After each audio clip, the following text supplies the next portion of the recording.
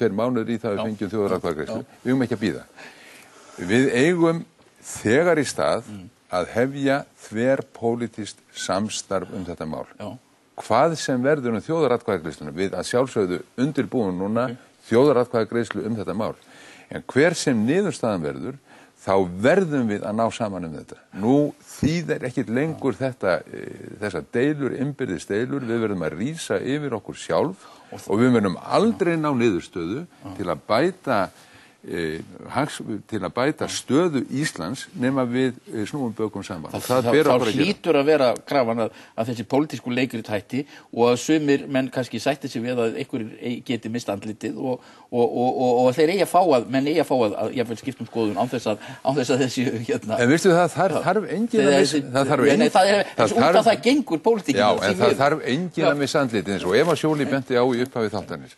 Þá hefur Ísland verið í mjög þröngri stöðu og það sameiginlegt verkefni okkar allra að reyna að bæta þá stöðu vegna þess að það sem allir hafa verið að reyna að gera og núna þegar kemur upp staða þar sem viðhorfin erlendis okkur hagfelldari þá nýtum við þá stöðu að sjálfsögðu.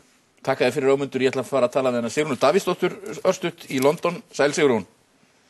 Góðan daginn. Heyrðu, ég ætlaði nú bara að heyri þér rétt menn að tala breytt viðhorf til þessara mála í fjölmiðlum erlendis. Þú hefur verið að skoða það og svo náttúrulega spurningin, hvaða áhrif hefur það hugsanlega inn í sjálft valdakerfið? Já, það bar þetta mjög fljótt á samúð með Íslendingum, líka vegna þess að hérlendir eru margir hverjir mjög tortrygnir í garð Evrópusambandsins, evrópskar reglur þykja ofti allavega hjá sögum hérna sjálfir tortryggilegar. Nú, Financial Times búið að vera að tala umfjölluna þar. Það blað mjög hliðhollt Íslendingum. Lionel Barber, ritstjóri, hann kannski það sem að Íslendingar myndu skilgreina sem Íslandsvin.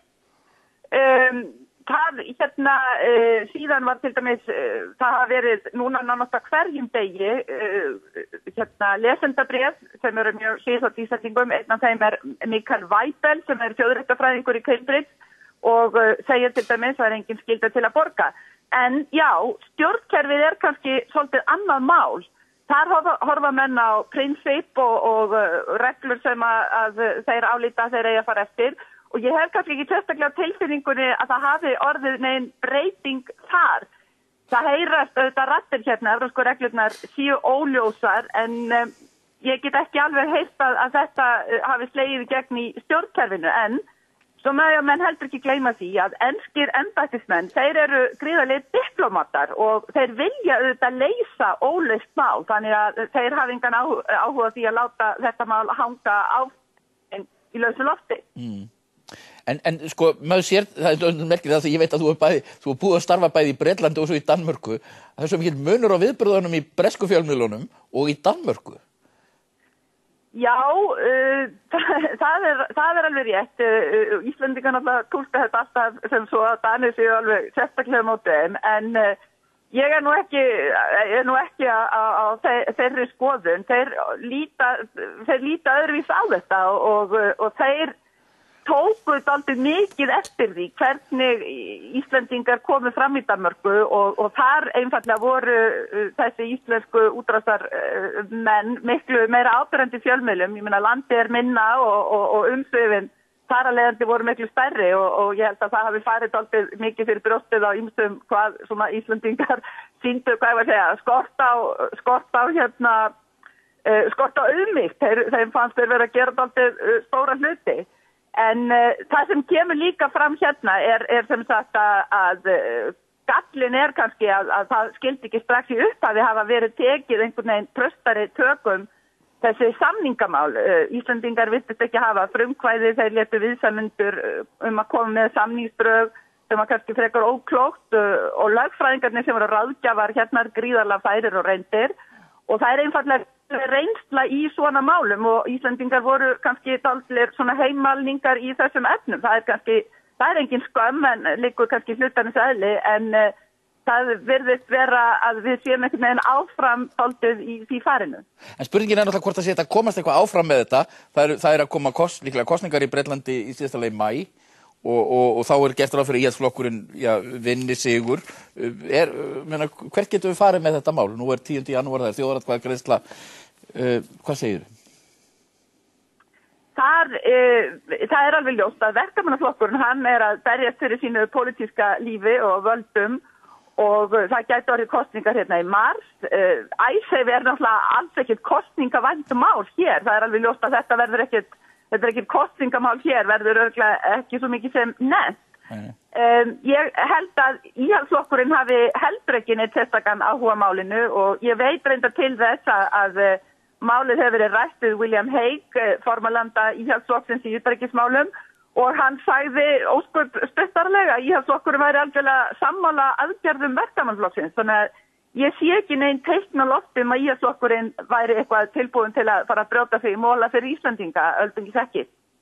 Þannig að þetta kannski dálítið erfiður tími að þessu leitinu?